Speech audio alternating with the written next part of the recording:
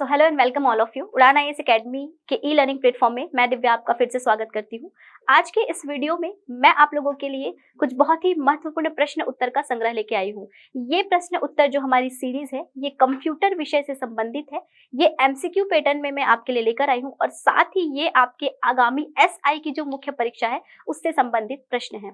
तो आपके एसआई की मुख्य परीक्षा का सिलेबस आप लोगों ने देखा होगा, उसमें कंप्यूटर का एक सेक्शन है। कंप्यूटर का जो सेक्शन है उस सेक्शन में जो महत्वपूर्ण टॉपिक्स हैं उन टॉपिक्स के एमसीक्यूज को मैं यहाँ पर एक बहुत अच्छा संकलन, एक बहुत ही इंपॉर्टेंट प्रश्नों का संकलन लेकर आई हूँ। इसमें से कुछ प्रश्न पिछले सीजी व्यापम के परीक्षाओं में भी देखे गए हैं, उसी पैटर्न में इन प्रश्नों को तैयार करने की प्रयास किया गया है। तो आप लोग आज के इस प्रश्न उत्तर सीरीज में मेरे साथ बने रहिएगा, उत्तर देने का प्रयास करिएगा और साथ ही आप ये भी जान पाएंगे कि आपको पढ़ते समय अप्रोच कैसा रखना है। तो शुरू करते हैं आज का लेक्चर शुरू करने से पहले मैं आपको कुछ महत्वपूर्ण जानकारियां देना चाहूंगी। हमारे संस्थान में 26 अप्रैल से नई कक्षाएं आरंभ हो रही हैं, जो कि सीजीपीएससी प्री और मेंस का एक इंटीग्रेटेड बैच होगा। ये हमारे नया जो ब्रांच है सिटी प्लाजा ब्रांच, आप लोग जानते होंगे हमारा नया ब्रांच सिटी प्लाजा रायपुर का जो अनुपम गार्डन के सामने है, वहां पे ये 26 अप्रैल से कक्षाएं प्रारंभ की जा रही हैं। आप सभी इसको ज्वाइन कर सकते हैं। इसके अलावा एक और भी मेरे पास बहुत ही महत्वपूर्ण सूचना है, वो ये है कि हमारा संस्थान अब एक नए आयाम की ओर बढ़ रहा है और हमारे संस्थान में अब एसएससी और रेलवे की भी तैयारी करवाई जाएगी। इसको भी हम बिल्कुल जल्द से जल्द शुरू करने वाले हैं। तो इसकी जो बैचेस हैं वो प्रिपेयर की जा रही हैं और आप इस बैचेस को ज्वाइन कर सकते हैं। अपने एसएससी और रेलवे की तैयारी के लिए आप इसको ज्वाइन कर सकते हैं और अपनी तैयारी को बेहतर बना सकते हैं। तो ये हमारी आगामी बैच है जो बहुत जल्दी आपके सामने मौजूद रहेगी। इसी के साथ मैं अपना पहला क्वेश्चन आपके सामने पेश करती हूँ। पहला क्वेश्चन कहता है, बढ़ती भंडारण क्षमता के अनुसार भंडारण माध्यम या फिर स्टोरेज मीडिया का सही क्रम है। इस प्रश्न में आपको पढ़ के समझ आ रहा होगा कि इस प्रश्न में भंडारण क्षमता और भंडारण माध्यम के बारे में बात किया गया है। भंडारण क्षमता की बात करूं तो स्टोरेज मीडियम्स जो होते हैं ना, कंप्यूटर में जो मेमोरीज बोल सकते हैं, जो आप लोग साधारण भाषा में समझते हैं, उसी के बारे में ये प्रश्न है। कहता है कि भंडारण क्षमता के हिसाब से हमको इसको जमाना है। 3-4 चीजें यहाँ पर लिखी हुई हैं जो डैश डैश के फॉर्म में एक दूसरे से डिस्टिंग्विश है। वो चीजें क्या है? एचवीडी, सीडी, डीवीडी, ब्लूरे, ऐसा कुछ लिखा हुआ है। अगर इन सभी टर्म्स के बारे में मैं आपको बताऊं तो आप लोग कभी ना कभी इनसे सुने होंगे, अवेयर होंगे। सीडी और डीवीडी तो लगभग लोग जानते हैं। सीडी का मतलब कॉम्पैक्ट डिस्क होता है, डीवीडी मतलब डिजिटल वर्सेटाइल डिस्क होता है, ब्लूरे करके भी एक डिस्क होता है जिसको BRD ब्लूरे डिस्क बोलते हैं हम लोग, और HVD भी जो एक डिस्क होता है, इसमें आप जानते हैं कि इसमें भंडारण क्षमता काफी अधिक होती है। और ये जो HVD होता है इसका फुल फॉर्म होता है होलोग्राफिक वीडियो डिस्क। तो ये जो आपका चारों टर्मिनोलॉजी है, पहले आप अगर इससे अवगत हो गए हैं तो अब इसका क्रम जमाना थोड़ा सा आसान हो जाएगा। अगर मैं इनके भंडारण क्षमता की बात करूं तो सबसे कम भंडारण क्षमता जिस उससे इनिशियल लेवल पे डेवलप हुआ था उस हिसाब से सीडी हुआ करता था, जिनकी भंडारण क्षमता लगभग कुछ एमबीज में होती थी। सीडी के बाद डीवीडी डेवलप किया गया था जिसकी भंडारण क्षमता, यदि सीडी की बात करूं तो लगभग 700 एमबी ऐसा आसपास इसका भंडारण क्षमता हुआ करता था। वेरी कर सकता है, ये बिल्कुल एक नियत आपका साइज मैंने नहीं बताया है। इसके अलावा डीवीडी का जो अप्रोक्सीमेट साइज हुआ करता था वो लगभग 5 GB के आसपास का इसमें डेटा स्टोर किया जाता था। यदि मैं बोलूं डीवीडी के बाद जो डेवलप हुआ वो BRD बोल सकते हैं आप उसको, दैट इज ब्लू रे डिस्क, जिसका भंडारण क्षमता लगभग 25 GB के आसपास हुआ करता था। और एक इसके बाद डेवलप किया गया था जिसका नाम है HVD। तो इसका जो भंडारण क्षमता है ना वो अप्रोक्सीमेट 1 TB मतलब टेराबाइट, वहीं पे जीबी की बात करूं तो गीगाबाइट। ये सभी मेमोरी यूनिट्स हैं। मैंने आप लोगों को पहले की कंप्यूटर की कक्षाओं में भी इसके बारे में बताया है, पहले के प्रीवियस वीडियोस में भी इनसे डील किया है हमने, और आज बताते हैं कि एमबी मतलब मेगाबाइट, जीबी मतलब गीगाबाइट और टीबी मतलब टेराबाइट। तो इस तरीके से जो हमारा मेमोरी जो स्टोरेज मीडियम्स हैं वो डेवलप होते गए, जिसमें सीडी के बाद डीवीडी के बाद बीआरडी के बाद एचवीडी करके डेवलप हुआ था। इस हिसाब से आप जान गए हैं कि सबसे छोटा, अगर इन चारों के पर्सपेक्टिव में बोलूं तो सबसे छोटा मेरा सीडी दिखता है और सबसे बड़ा मेरा कौन सा लग रहा है आपको? एचवीडी दिख रहा है। यदि हम लोग इस तरीके से इस क्वेश्चन को एलिमिनेट करें या प्रयास करें जमाने की, तो हो सकता है इसमें बड़े से छोटा जमा दिया हो या छोटे से बड़ा जमा दिया हो, ये हमको तय करना पड़ेगा। HVD, CD, DVD और ब्लू रेडिस। यहाँ पे सबसे हाईएस्ट, सबसे बिगेस्ट को पहले लिख दिया है, सबसे स्मॉलेस्ट को बाद में, फिर कुछ ऐसा, ये क्रम कुछ जम नहीं रहा है, आप एलिमिनेट कर सकते हैं। CD, HVD, DVD, blue ready, इस सीक्वेंस को भी आप जमा नहीं पाएंगे, ये भी एक गलत सीक्वेंस है। यदि बात करें CD के बाद DVD के बाद HVD के बाद ब्लू रे, तो ये दोनों तक तो ठीक है, लेकिन इनका सीक्वेंस कुछ ठीक बैठ नहीं रहा है, तो ये भी एक गलत सीक्वेंस है। यदि आखिरी वाले ऑप्शन की बात करूं, CD, DVD और ब्लू रे के बाद HVD, तो ये सबसे अप्रोप्रिएट ऑप्शन इस क्वेश्चन का नजर आ रहा है। इसी वजह से आप उत्तर ले सकते हैं ऑप्शन डी, CD, उसके बाद DVD, फिर ब्लू रे और उसके बाद HVD, जिसका क्रम कुछ इस तरीके से हुआ था। इनको भंडारण क्षमता को बढ़ा बढ़ा के इनको और भी क्या किया गया था, अपडेट किया गया था, और भंडारण क्षमता के नाम में भी इनके थोड़े बहुत क्या थे, परिवर्तन थे, जो कि इनके गुणों के आधार पे होते थे। इस प्रकार से हम अपना पहला क्वेश्चन सॉल्व कर चुके हैं। हम लोग अपना दूसरा क्वेश्चन देखते हैं। क्वेश्चन कहता है ट्रांजिस्टर युक्त कंप्यूटर परिपथ प्रारंभ किया गया। ट्रांजिस्टर युक्त बोला है यहाँ पे, तो सबसे पहले आप लोग को समझना होगा ये ट्रांजिस्टर होता क्या है। ये जो ट्रांजिस्टर है ये एक प्रकार का आपका स्विचिंग डिवाइस होता है। अगर इस तरीके का मैं कोई चीज लगा दूं, यही है आपका एक ट्रांजिस्टर। जब आप लोगों ने कंप्यूटर का उद्भव और विकास, साथ ही कंप्यूटर की इतिहास और कार्यप्रणाली जैसे टॉपिक्स को पढ़ा होगा, जिसमें एक वर्गीकरण पढ़ते हैं, उसमें वर्गीकरण में आप पीढ़ियों के बारे में पढ़ते हैं। उसी पीढ़ी से संबंधित एक प्रश्न है ये। उस पीढ़ी को ही अंग्रेजी में जनरेशन बोला जाता है, जिसको कई बार जी करके भी लिख देता है। ये पीढ़ी, जनरेशन और जी तीनों ही क्या चीजें हैं, एक ही चीजें हैं। उस हिसाब से अब मैं आपको यदि बताऊं कि ये ट्रांजिस्टर क्या होता है, तो ट्रांजिस्टर एक ऐसा आपका स्विचिंग डिवाइस है या एक मुख्य डिवाइस बोल सकते हैं, जो इनिशियल लेवल में बनने वाले कंप्यूटर्स में लगा करता था। तो यहाँ पर 4 आपको ऑप्शन दिए हैं, जिसमें प्रथम, द्वितीय, तृतीय और चतुर्थ जनरेशन बोला है। पूछना चाहता है कि ट्रांजिस्टर का इस्तेमाल कब प्रारंभ किया गया था। तो जिन लोगों ने पीढ़ियों के बारे में पढ़ रखा है उनको ये आसानी से पता चल गया होगा। जिन लोगों ने नहीं पढ़ा था उनको बता देते हैं कि पीढ़ियां कि ट्रांजिस्टर का इस्तेमाल दूसरे जनरेशन में शुरू किया गया था। बिल्कुल, ट्रांजिस्टर का जो इस्तेमाल है वो जब कंप्यूटर का उद्भव और विकास चल रहा था, जो क्रम था उसमें द्वितीय पीढ़ी में किया गया था। यदि मैं आप लोगों को एक नोट बताऊं, तो आप लोग इन जनरल जानते होंगे कि कंप्यूटर में 5 जनरेशन तक हम लोग आ गए हैं। अभी जो आगे चल रहा है अपना, वो अपना 5वां, अभी जो वर्तमान में है 5वीं जनरेशन में है। आगामी जो जनरेशन हमारी होगी वो 6ठी हो जाएगी। इस हिसाब से पहले जनरेशन का आपको कालक्रम तो याद रखना ही है, साथ ही उसमें मुख्य स्विचिंग डिवाइस या ऐसे डिवाइस के नाम पर याद रखना है जो उस समय सबसे उसका मेन डिवाइस हुआ करता था।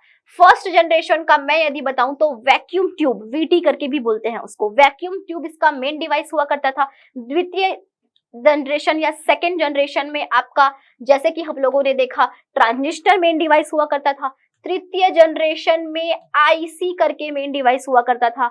चौथे जनरेशन में माइक्रो प्रोसेसर मेन डिवाइस हुआ करता था, और 5वें में भी माइक्रो प्रोसेसर ही हुआ करता था। फर्क क्या है इन दोनों माइक्रो प्रोसेसर में? क्षमताओं को बढ़ा दिया जा रहा है, इनके पावर को बोल सकते हैं और ज्यादा बढ़ा दिया जा रहा है, इनके काम करने की प्रोसेसिंग स्पीड को बढ़ा दिया जा रहा है। इस प्रकार से 5 जनरेशन में जो सबसे महत्वपूर्ण डिवाइस हुआ करती थी जिससे कंप्यूटर बना होता था, वो होती है आपकी स्विचिंग डिवाइस, और ये ट्रांजिस्टर एक बहुत ही महत्वपूर्ण स्विचिंग डिवाइस है जो कि द्वितीय जनरेशन में इस्तेमाल होता था। इस हिसाब से इस प्रश्न का सही उत्तर है ऑप्शन बी, द्वितीय जनरेशन।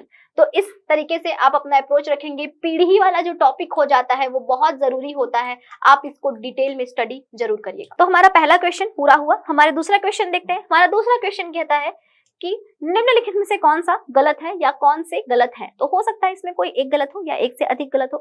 प्रश्न में 2 आपके कथन दिए हुए हैं, जिनको हम पढ़ लेते हैं। डीवीडी डेटा कंप्रेशन तकनीक का उपयोग करता है, और दूसरा लिखा है डीवीडी आर कई बार रीड किया सकता है लेकिन केवल एक बार राइट किया जा सकता है। दोनों ही कथन दिए हुए हैं, आपको तय करना है कि इसमें से कौन सा कथन सही है, कौन सा नहीं है। ऑप्शन पे नजर डालते हैं एक बार। ऑप्शन पे नजर जरूर डालिएगा पढ़ने के बाद, तो आपको सॉल्व करने में आसानी महसूस होती है। ऑप्शन कहता है कौन सा गलत है, आपको गलत बताना है, और इसमें बताना है केवल एक गलत है, 2 गलत है, ना एक गलत है ना 2 गलत है, इसका मतलब दोनों ही सही हैं, या फिर 1 और 2 दोनों गलत हैं। तो एक बार फिर से कथन पढ़ लेंगे हम लोग। डीवीडी डाटा कंप्रेशन तकनीक का उपयोग करता है, ये एक सही कथन है, मतलब कि ये आपका एक सत्य कथन है, ये एक गलत कथन नहीं है।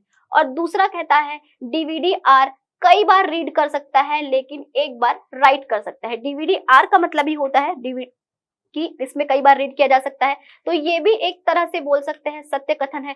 मतलब अगर गलत पूछा है तो आपके पास तो दोनों ही सत्य है, इसका मतलब इसका उत्तर कौन सा हो जाएगा, ना तो एक और ना तो दो, मतलब दोनों ही कथन आपके सत्य हैं। यदि अगले क्वेश्चन की बात करें तो कहता है निम्न में से कौन सा विकल्प नीचे दिए कथनों की सत्यता की सर्वोत्तम वर्णन करता है। मतलब कुछ कथन वाला क्वेश्चन है, ये फिर से नया पैटर्न हो गया है हमारे परीक्षाओं का। हमारे परीक्षा में आजकल केवल आप फैक्चुअल वन लाइनर क्वेश्चन आजकल नहीं देख पाएंगे, कम दिखेंगे। वो थोड़ा सा प्रश्नों को इस भांति लाने का प्रयास कर रहा है। हमारे क्वेश्चंस में एक से अधिक कथन देखने को मिलते हैं, साथ ही वो एक दो सत्य असत्य ऐसे करके भी हमको आजकल थोड़ा सा हमको आजकल ऐसे पैटर्न मिलता है। इस हिसाब से कथन पढ़ेंगे और हम डिसाइड करेंगे इसमें से कौन सा सही है। यदि बात करें कि पी रोम में पी अक्षर का पूर्ण रूप परमानेंट होता है, बिल्कुल ऐसे ही करके प्रश्न लिखा था, ये एक बहुत ही आया हुआ बहुत इंपॉर्टेंट प्रश्न है। पी रोम की बात कर रहा है तो आप ये सबसे पहले तो दिमाग लगाए कि होम होता क्या है। तो पी रोम के बारे में आप लोगों ने सुना होगा, एक मेमोरी आपके डिवाइस है, ये रैम रोम करके जानते होंगे। तो रोम मतलब रीड ओनली मेमोरी, वहीं पे अगर पी रोम जानते हैं जिन लोग तो जान जाएंगे ये प्रोग्रामेबल रीड ओनली मेमोरी है। तो इस क्वेश्चन में कहता है पी का पूर्ण रूप परमानेंट होता है, जो कि नहीं है। पी का पूर्ण रूप मैंने क्या बताया, प्रोग्रामेबल। तो इस हिसाब से ये वाला पहला वाला मेरा कथन तो क्या हो गया, गलत हो गया। तो सत्यता की जांच कर दी है, पहला तो गलत ही हो गया है। दूसरा देखते हैं, ईईपी रोम को यूवीपी रोम भी कहा जाता है। यदि मैं इस ऑप्शन की बात करूं तो ये कह रहा है कि ईईपी रोम को यूवीपी रोम कहते हैं। अब ये ईईपी रोम क्या है, तो यदि मैं बोलूं रोम के बारे में तो रोम के भी कुछ प्रकार होते हैं, जैसे कि programmable read only memory, erasable programmable read only memory, electronically erasable programmable read memory, इस प्रकार का। यदि मैं ईईपी रोम की बात करूं तो इसका फुल फॉर्म है electrically erasable programmable read only memory. मतलब कि इसमें डेटा को बिल्कुल मिटाया जा सकता है, लेकिन किस तरीके से, इलेक्ट्रिकल तरीके से, electrical erasable programmable read only memory. और इसको बोल रहा है कि इसको यूवीपी रोम भी कहते हैं, तो ये ऑप्शन गलत है। मैंने आप लोगों को 3-4 टाइप बताए, एक पी रोम बताया, एक ईपी रोम बताया और एक क्या बताया, ईईपी रोम बताया। अब मैं यहाँ पे एक छोटा सा नोट ये भी बता दूं इसी के साथ कि जो पी रोम होता है ये प्रोग्रामेबल होता है, इसमें आप चेंजेस कर सकते हैं, सही है।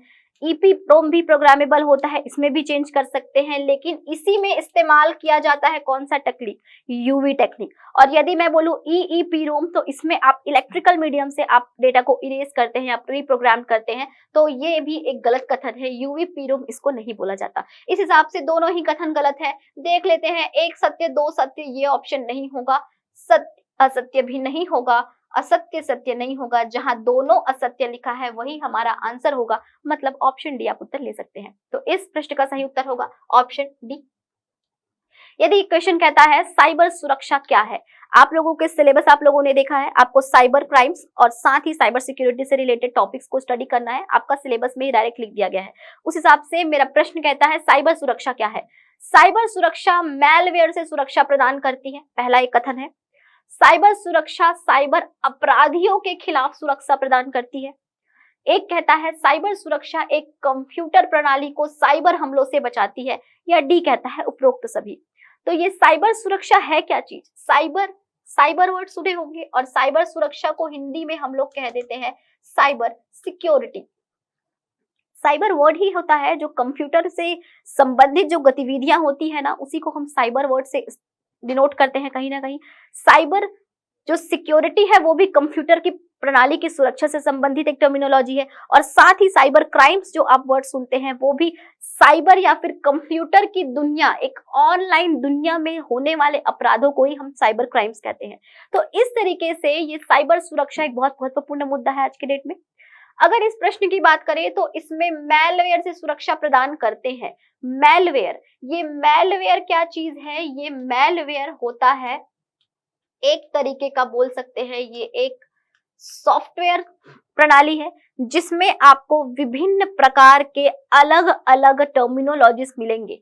जैसे कि वायरस आप लोगों ने सुना है, जैसे कि स्पाईवेयर आप लोगों ने सुना है, जैसे कि एडवेयर आप लोगों ने सुना है, कई बार स्पैम वगैरह सुनते होंगे, ये सभी टर्मिनोलॉजीज मालवेयर के अंदर आते हैं। तो कहता है साइबर सुरक्षा इनसे प्रदान करता है सुरक्षा, बिल्कुल सही बात है ये।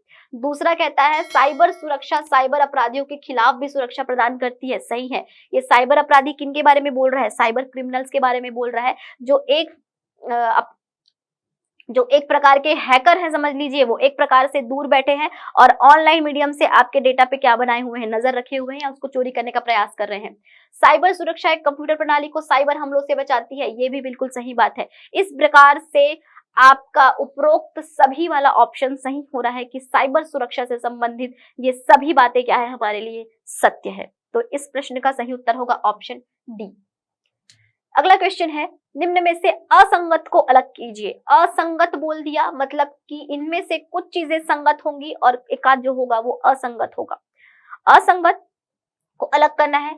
ये कुछ टर्मिनोलॉजीज लिखे हुए हैं जैसे कि MS Outlook, MS Word, MS Excel, MS Access, सभी में एक चीज कॉमन दिख रही है आपको, एमएस, जिसका फुल फॉर्म आप सभी को, कुछ लोगों को पता होगा, माइक्रोसॉफ्ट के बारे में ये बात कर रहा है। आपके सिलेबस का एक मेन टॉपिक लिख दिया गया है एमएस ऑफिस करके, ये बिल्कुल इसी एमएस ऑफिस से संबंधित एक प्रश्न है जिसमें अलग अलग 4 टर्मिनोलॉजीज दिख रहे होंगे। ये टर्मिनोलॉजीज हैं आपके अलग अलग सॉफ्टवेयर। एमएस वर्ड सुने होंगे जिसमें आप कोई भी फाइल, कोई भी डॉक्यूमेंट तैयार करते हैं। एमएस एक्सेल सुने होंगे जिसमें आप स्प्रेडशीट में कोई आप अपना डेटा तैयार करते हैं। एमएस एक्सेस जो होता है एक डेटाबेस सॉफ्टवेयर होता है। और वही एमएस आउटलुक की बात करूं तो ये एक मैसेजिंग सॉफ्टवेयर है, मेल एंड मैसेज मैनेजमेंट करता है ये। इस प्रकार से एमएस ऑफिस जो होता है ना, इसके कई सारे सॉफ्टवेयर पैकेज होते हैं जिसको सॉफ्टवेयर सूट्स कहते हैं। सॉफ्टवेयर के कुछ पैकेज हैं इसके अंदर, 3 से तो आप लोग बहुत फेमिलियर हैं, MS Word, MS Excel, MS PowerPoint. तो ये तीनों से आप फेमिलियर हैं। 2 नए दिख रहे होंगे, ये दोनों नए जरूर दिख रहे हैं, बट ये एमएस ऑफिस पैकेज के अंदर के ही हैं। लगभग 8 से 10 तो बहुत ही महत्वपूर्ण है आज के डेट में पढ़ना आपको लोगों के लिए। तो इसमें अब बोल रहा है असंगत को अलग किए। ये तो मैंने बोला कि चारों ही एमएस के अंदर के आपके सॉफ्टवेयर्स हैं। असंगत क्या बोलना चाहता होगा? अगर आउटलुक की बात करें तो मैंने बोला मेल मैसेज मैनेज करता है। वर्ड की बात करें तो ये कोई फाइल या डॉक्यूमेंट तैयार करता है। अगर एक्सेल की बात करें तो ये भी एक स्प्रेडशीट पे एक कोई डॉक्यूमेंट तैयार करने के हमारे काम आता है। यदि एक्सेस की बात करें तो ये डेटाबेस मैनेजमेंट करता है। ये एक है जो क्या करता था, मैसेज और मेल ट्रांसफर करता था। ये तीनों ही आपके जो ऑप्शन है वो कहीं ना कहीं एक डेटा और डॉक्यूमेंट से संबंधित हैं जिसको आप तैयार करते हैं, प्रिपेयर करते हैं। एक एमएस आउटलुक ही है जो एक मैनेजमेंट सॉफ्टवेयर है जो आपके मेल और मैसेज को क्या करेगा, मैनेज करेगा, जस्ट लाइक द ईमेल। तो इस हिसाब से आपका ऑप्शन ए इस प्रश्न का सही उत्तर है। एमएस आउटलुक ही इन तीनों से क्या है, असंगत महसूस हो रहा है। अगला क्वेश्चन कहता है एमएस वर्ड। फिर से एमएस वर्ड का एक बहुत बढ़िया क्वेश्चन आया है। कहता है एमएस वर्ड में नया फाइल खोलने के लिए शॉर्टकट की क्या होता है। देखिएगा, व्यापम की परीक्षाओं के भी जिन लोगों ने कभी प्रश्न देखे होंगे, बहुत ही ज्यादा प्रश्न आजकल हम लोगों के कंप्यूटर में 1 से 2 सब क्वेश्चन जरूर आता है शॉर्टकट से रिलेटेड। ये शॉर्टकट होते हैं कीबोर्ड शॉर्टकट, जिसको आप याद करते हैं ताकि आप अपने टाइपिंग को और भी तेजी से और भी बहुत एक्यूरेटली कर सके। समय भी बहुत बचाता है हमारा ये। तो ये शॉर्टकट की बहुत इंपॉर्टेंट टॉपिक है, याद करना पड़ेगा। कहता है कि एमएस वर्ड स्पेसिफाई कर दिया है इसने कि एमएस वर्ड के बारे में बात कर रहा है। एमएस वर्ड में पूछना चाहता है कि फाइल खोलने के लिए नया की शॉर्टकट की या कुंजी कौन सी है। तो यदि यहाँ पे 4 ऑप्शन आपको दिख रहे हैं जिसमें CTRL का मतलब होता है कंट्रोल, एक कंट्रोल की होती है, एक मॉडिफायर की होती है कीबोर्ड में हमारे, शिफ्ट आल्ट कंट्रोल, जिसमें से एक है आपका कंट्रोल। कंट्रोल के साथ 4 अलग अलग कीबोर्ड के कीज को वो दिया है। आपको बताना है इसमें फाइल खोलने के लिए कौन सा इस्तेमाल होता है। तो इसमें नया फाइल अगर आपको खोलना है तो आपको कंट्रोल न्यू या कंट्रोल N करके प्रेस करना रहेगा कीबोर्ड में और आपका नया फाइल ओपन हो जाएगा। लेकिन यही यदि मैं बाकी शॉर्टकट्स के बारे में भी बात करूं तो कंट्रोल X का इस्तेमाल आप कट करने के लिए करते हैं। कंट्रोल Y का इस्तेमाल आप रीडू, सेलेक्टेड बातों को कट करने के लिए कंट्रोल X, सेलेक्टेड को रीडू करने के लिए कंट्रोल Y, और सेलेक्टेड आपके डेटा को पेस्ट करने के लिए कंट्रोल V का इस्तेमाल करते हैं। वहीं पर कंट्रोल S आप इस्तेमाल करते हैं सेव के लिए, कंट्रोल C आप इस्तेमाल करते हैं कॉपी के लिए, और एक बहुत जरूरी कंट्रोल Z आप इस्तेमाल करते हैं अनडू करने के लिए। तो ये कुछ बहुत ही प्रचलित और बहुत ही फेमस प्रमुख आपके शॉर्टकट कीज हैं जिनको आपको ध्यान रखना पड़ेगा। यदि मैं बात करूं इन शॉर्टकट कीज की, तो A से Z जब पूरे ही तरीके के जो आपके अल्फाबेट्स हैं उनका कंट्रोल के साथ एक इस्तेमाल है। जरूर उसको प्रिपेयर करके रखिएगा, बहुत इंपॉर्टेंट टॉपिक है। तो इस तरीके से इस प्रश्न का सही उत्तर था ऑप्शन बी। अगला क्वेश्चन कहता है विंडोज फायरवॉल द्वारा निम्नलिखित में से क्या रोका जा सकता है। अब यहाँ पर एक टर्म आया है विंडोज और एक आया है फायरवॉल। ये फायरवॉल जो कहता है आपको सुन के समझ आ रहा है एक तरीके से एक दीवार है जिसमें क्या लगा हुआ होगा, आग लगा हुआ होगा, लेकिन ये टेक्निकल एक टर्मिनोलॉजी है जिसमें एक आग से लगी दीवार है। यदि इसकी बात करूं तो ये हमारी सुरक्षा ही प्रदान करता है, हमारे कंप्यूटर की सुरक्षा प्रदान करता है। किससे? बाहरी अटैक से, बाहरी आपके अवांछनित गतिविधियों से, या आपके ट्रैफिकिंग को भी कंट्रोल करने का काम करता है। ट्रैफिकिंग बोलने का मतलब जब आपका सिस्टम इंटरनेट से कनेक्ट होगा तब आपके पास सूचनाएं आनी शुरू होगी, या फिर आप कोई चीजें सर्च करेंगे तो बहुत सारी सूचनाएं आप एक साथ आने लगेंगी। ट्रैफिकिंग जैसे कि रोड वाला ट्रैफिक होता है, बिल्कुल वैसे ही सूचनाओं का भी ट्रैफिक बढ़ जाता है, जिसको कंट्रोल करने में आपका ये फायरवॉल काम करता है। साथ ही ये सुरक्षा से संबंधित भी कुछ काम करता है। यहाँ पर कहता है कि इसके द्वारा क्या रोका जा सकता है, वायरस, वर्म्स या प्रिंटर एरर। तो जैसे कि मैंने बोला कि ट्रैफिकिंग को कंट्रोल करने के काम करेगा, आपका वायरस को भी ये कंट्रोल करने का बिल्कुल काम करेगा। वर्म्स, ये वर्म्स को भी कंट्रोल करने का काम करेगा। ये प्रिंटर एरर को ठीक करने का काम नहीं करेगा, ये एक हार्डवेयर से संबंधित चीज है। फायरवॉल एक सॉफ्टवेयर आपका होता है, ये आपके प्रिंटर के एरर को दूर करने का काम नहीं करेगा, वो एक ह्यूमन को खुद करना पड़ेगा। तो दो काम करता है, पहला वायरस और वर्म से बचाता है। तो ऑप्शन देख लेते हैं कि ये किससे किससे बचाता है। 1 और 3 तो नहीं, ये प्रिंटर एरर तो नहीं बचाएगा। 1 और 2 बचाता है, 2 और 3 भी नहीं, केवल 1 भी नहीं बोल सकते। आप लोगों को, कुछ लोगों को डाउट आ रहा होगा कि मैडम यहाँ पर ये वर्म्स क्या चीज है, वर्म्स को क्यों लिया है। कुछ लोग हो सकता है इसका उत्तर बिल्कुल ऑप्शन डी केवल 1 करके लेंगे। ये वही लोग लेंगे जिन लोग को एक्चुअली में वर्म्स के बारे में नहीं पता है। वर्म्स, आप लोगों ने वायरस के बारे में सुना होगा, बिल्कुल उसी तरीके का वर्म भी एक तरीके का क्या होता है, मालवेयर प्रोग्राम होता है। बिल्कुल जैसे वायरस एक कोड है, वायरस एक कंप्यूटर का प्रोग्राम है, उसी तरीके से वर्म भी एक कंप्यूटर कोड है, प्रोग्राम है। बात यह है कि ये दोनों ही चीजें, वायरस और वर्म, ये एक मालवेयर प्रोग्राम है। ये सभी होते हैं एक मेलिशियस प्रोग्राम या दोषपूर्ण प्रोग्राम, जो कि कंप्यूटर में हमारी मदद करने की बजाय क्या काम करते हैं, हमारे काम को बिगाड़ने का काम करते हैं, हमारे डेटा को नष्ट करने का और उसको करप्ट करने का काम करते हैं। इस प्रकार से ये वर्म भी मालवेयर है। जैसे मैंने थोड़ी देर पहले आप लोगों को स्पाईवेयर, एडवेयर, स्पैम और साथ ही वायरस वगैरह के बारे में बताया, वर्म भी आपका एक प्रकार होता है किसका, मालवेयर का। तो ये दोनों ही चीजें हमारे कंप्यूटर के लिए हानिकारक होती हैं, जिससे हमको सुरक्षा प्रदान करेगा फायरवॉल। तो ये है इस प्रश्न का सही उत्तर। एक प्रश्न कहता है कंप्यूटर उपयोगकर्ता से अपनी पहचान गलत बताकर गोपनीय सूचना प्राप्त करने की प्रक्रिया क्या कहलाती है। तो आजकल के आगामी नए पैटर्न में बार बार ये प्रश्न देखने को मिल रहा है, जिसमें कंप्यूटर से सुरक्षा से संबंधित चीजों को ज्यादा तवज्जो दिया जा रहा है। उसका कारण ये भी है कि साइबर क्राइम्स बहुत बढ़ चुके हैं। यदि इस प्रश्न का सही उत्तर की बात करें तो इसमें 4 ऑप्शन दिया है, स्पूफिंग, फिशिंग, स्पैमिंग और बगिंग। इन चारों में इंग्लिश की टर्मिनोलॉजीज हैं। ध्यान देंगे कि कुछ टर्मिनोलॉजीज को आपको कंप्यूटर के विषय में इंग्लिश में ही याद करना पड़ेगा, बिल्कुल उससे संबंधित ये प्रश्न है। ये फिशिंग जो आपको दिख रहा है, ये फिशिंग जिसको आप PHISHING, फिशिंग कुछ इस तरीके से लिखते हैं। एक फिशिंग FISHING वाला होता है, वो अलग है, वो इंग्लिश ग्रामर का है।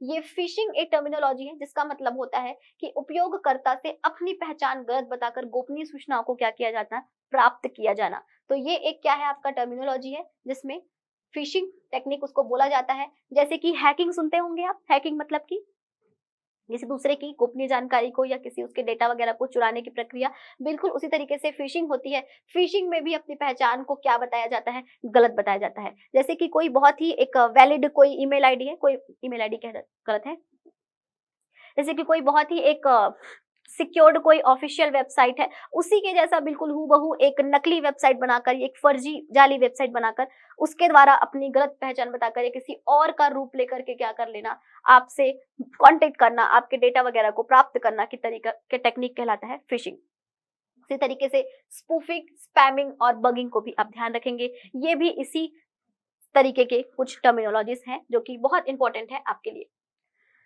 निम्नलिखित में से कौन सा ईमेल के साथ अटैचमेंट की तरह भेजा जा सकता है? अब क्वेश्चन आया है ईमेल से। ये ईमेल जो आपका टॉपिक है आपके सीजी व्यापक के साथ साथ सीजीएसआई के लिए बहुत इंपॉर्टेंट है।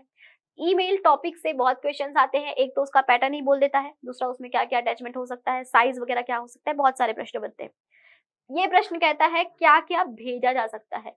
एक लिखा है इमेज, एक लिखा है एमएस का वर्ड फाइल।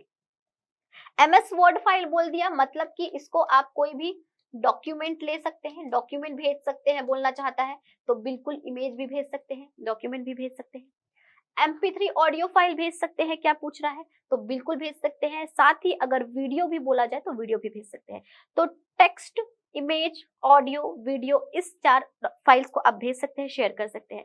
तो तीनों ही चीजें शेयर की जा सकती है, मतलब एप्रोप्रिएट आंसर हो जाएगा ऑप्शन ए 1, 2 और 3 तीनों। क्योंकि ईमेल आईडी में आप तीनों ही चीजें भेज सकते हैं। एक अटैचमेंट सेक्शन के थ्रू आप इनको अटैच कर सकते हैं। साथ ही आपको ये भी बता दूं कि ईमेल में भेजे जाने वाले फाइल की क्षमता होती है।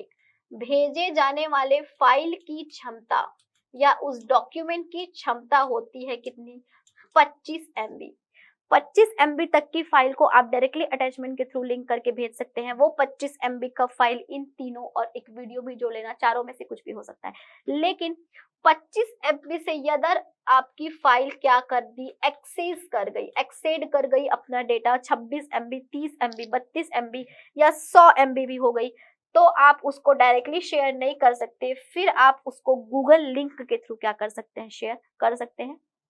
तो ये आपका प्रश्न था जिसमें आपने जाना कि कितने आप चीजें शेयर कर सकते हैं ईमेल में। अगला प्रश्न है मेरा है, मेल प्राप्त करने के लिए प्रोटोकॉल का उपयोग किया जाता है। यहाँ पर यदि इसने सिर्फ मेल भी लिख दिया है तो आप अवेयर हो जाएंगे कि ये किसकी बात कर रहा होगा, ईमेल की बात कर रहा होगा। आप लोगों को पता है कंप्यूटर के जो प्रणाली होती है उसमें हर एक चीज का एक प्रोटोकॉल होता है, नियम कानून होता है। स्पेशली जो आप वेबसाइट होता है, जो ईमेल होते हैं, जो संदेश भेजने और प्राप्त करने की प्रक्रिया होती है विया ऑनलाइन, विया इंटरनेट, उसमें कुछ प्रोटोकॉल्स होते हैं। यहाँ पर मेल से संबंधित प्रोटोकॉल की बात किया है और बोला है कि प्राप्त करने के लिए क्या होता है। तो प्राप्त करने के लिए जो प्रोटोकॉल इस्तेमाल होता है उसको देख लेते हैं। ऑप्शन कहता है post office protocol, dynamic host control, routing information, address resolution. इन चारों में जो मोस्ट अप्रोप्रिएट है, जो सही उत्तर है वो है पोस्ट ऑफिस प्रोटोकॉल। कभी कभी इसको POP प्रोटोकॉल भी कहते हैं। ये तो हो गया आपका संदेश प्राप्त करने के लिए। तो यहीं पर आपको अगर ईमेल प्राप्त करने का प्रोटोकॉल मालूम चल गया है तो दिमाग में आना चाहिए कि मैडम भेजने का भी कुछ होता होगा। तो भेजने का जो प्रोटोकॉल होता है ना उसको बोलते हैं SMTP। क्या कहते हैं, SMTP, जिसका फुल फॉर्म होता है सिंपल मेल ट्रांसफर प्रोटोकॉल।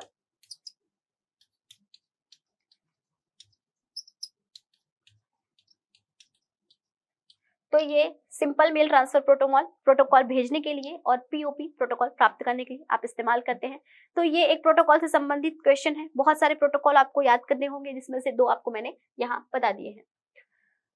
एक और कहता है फाइल ट्रांसफर प्रोटोकॉल का उपयोग किस लिए किया जाता है। वैसे प्रोटोकॉल से संबंधित एक प्रश्न है। इस बार ये कहता है कि फाइल ट्रांसफर प्रोटोकॉल, FTP करके भी आप लोगों ने सुना होगा, इसी को ही FTP भी लिखते हैं।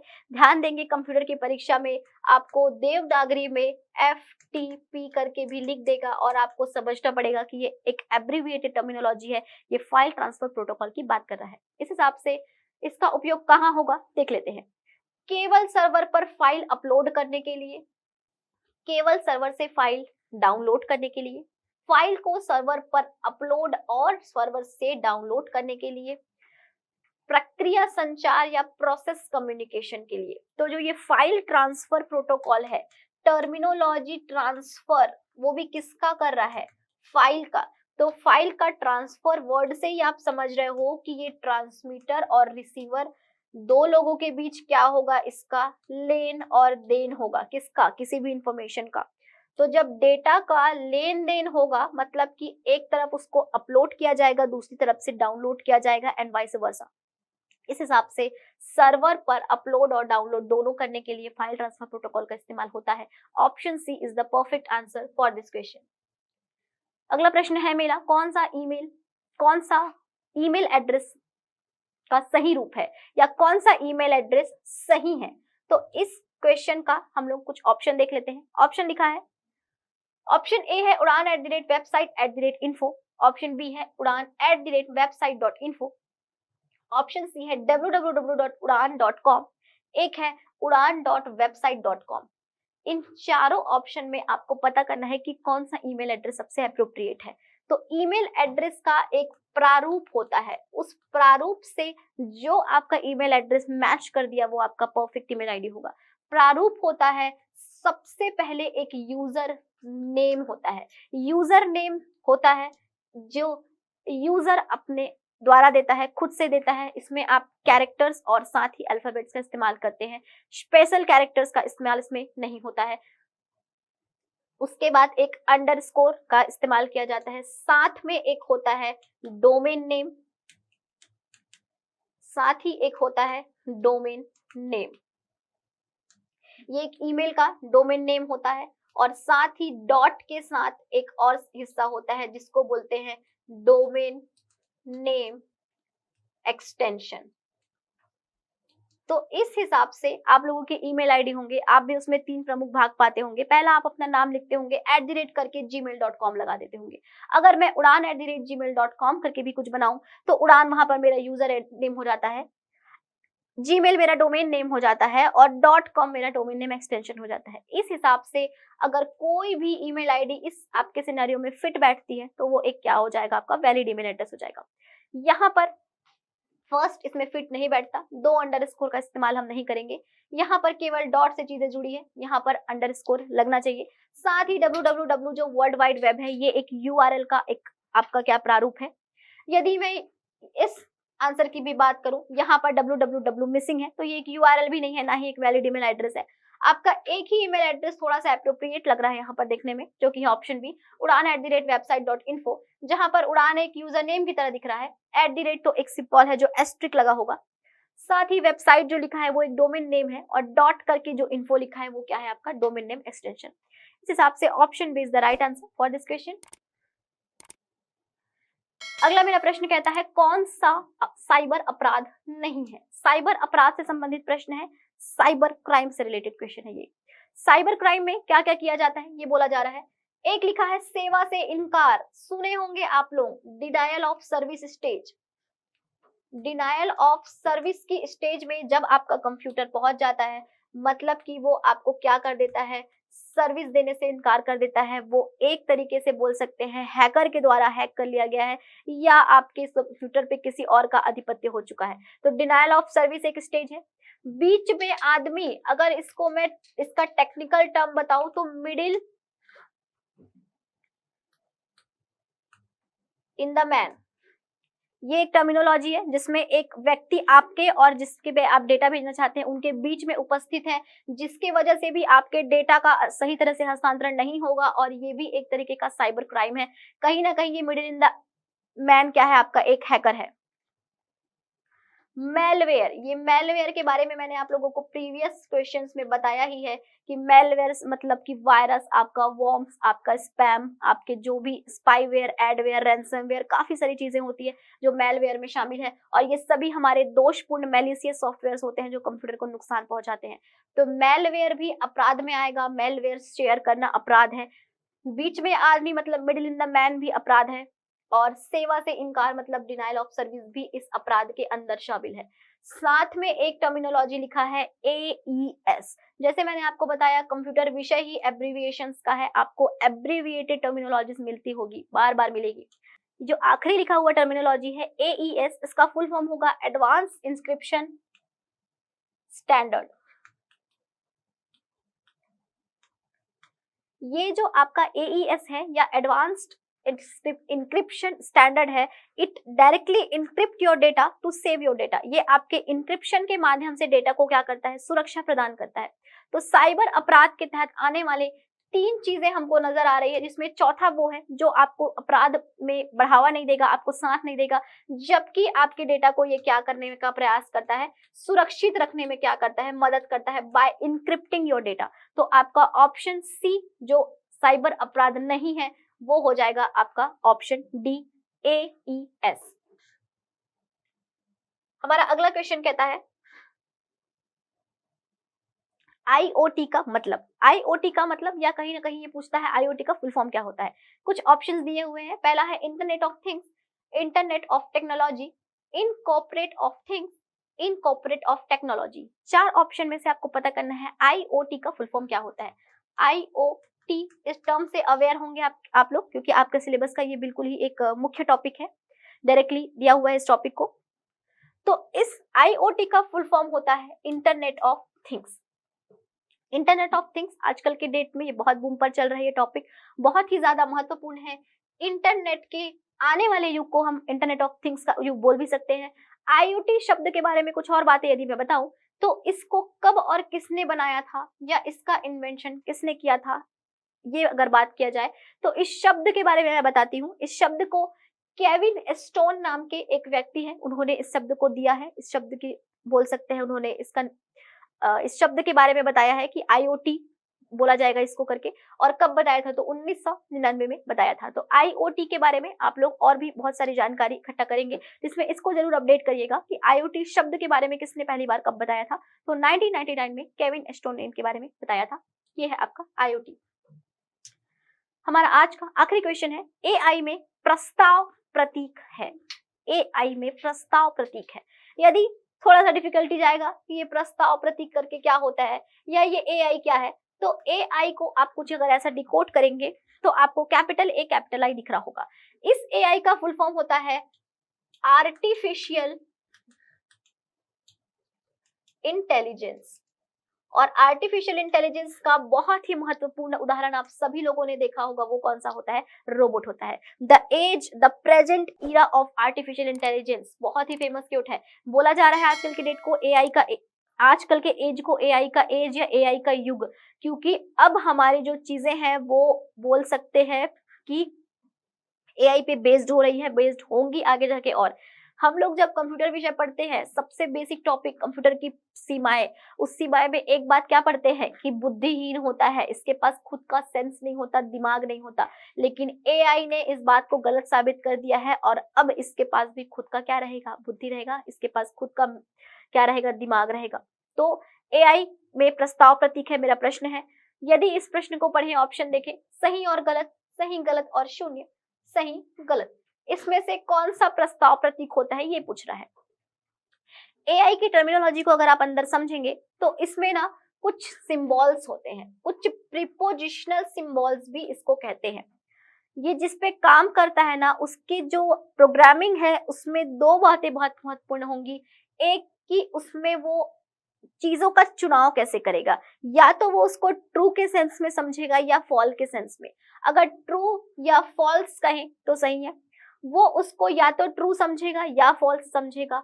ट्रू, फॉल्स और नल बोले तो ये नल वाला ऑप्शन इनअप्रोप्रिएट है, या तो वो ट्रू समझता है या फॉल्स समझता है। केवल ट्रू नहीं समझता, केवल फॉल्स नहीं समझता। इस हिसाब से ऑप्शन ए जो है ट्रू एंड फॉल्स, वो आपका सही उत्तर है। इस प्रश्न को अगर हम लोगों ने हिंदी में पढ़ा था तो थोड़ा सा आपको कठिनाई जाई थी समझने में, सही गलत के बारे में आप सोच नहीं पा रहे थे। लेकिन बाजू में इसको मैंने इंग्लिश में दिया तो आपको बहुत अच्छे से समझ आया होगा कि कुछ सिंबल्स जो कि AI में इस्तेमाल किए जाते हैं, बेसिक सिंबल्स क्या है, तो वो होता है आपका ट्रू एंड फॉल्स। तो इस तरीके से जब आपको कुछ क्वेश्चन समझ नहीं आए, स्पेशली कंप्यूटर के विषय में, तब आप इंग्लिश वाले क्वेश्चन के सेक्शन को जरूर पढ़िएगा। बाइलिंगुअल IAS क्वेश्चन पेपर बिल्कुल रहेगा आपका, तो आप इसमें समझ सकेंगे और थोड़ा सा कंप्यूटर के विषय में आसानी जाती है, क्योंकि अंग्रेजी की टर्मिनोलॉजीज को याद रख पाना या हम लोग सुन सुन के बोल बोल के थोड़े अवेयर भी होते हैं। तो एआई के बारे में मेरा ये प्रश्न था, जो कि आखिरी प्रश्न था। एआई के बारे में आप लोगों ने थोड़ा सा जाना। इस हिसाब से आज का मेरा ये सेशन यहीं पे समाप्त होता है, जिसमें हम लोगों ने कंप्यूटर से संबंधित बहुत महत्वपूर्ण प्रश्नों पे क्या किया है, चर्चा किया है। इसी प्रकार आप अपनी तैयारी को हमारे साथ बनाए रखिए। आगे हम कुछ और प्रश्नों का संग्रह लेकर आएंगे। तब तक के लिए धन्यवाद।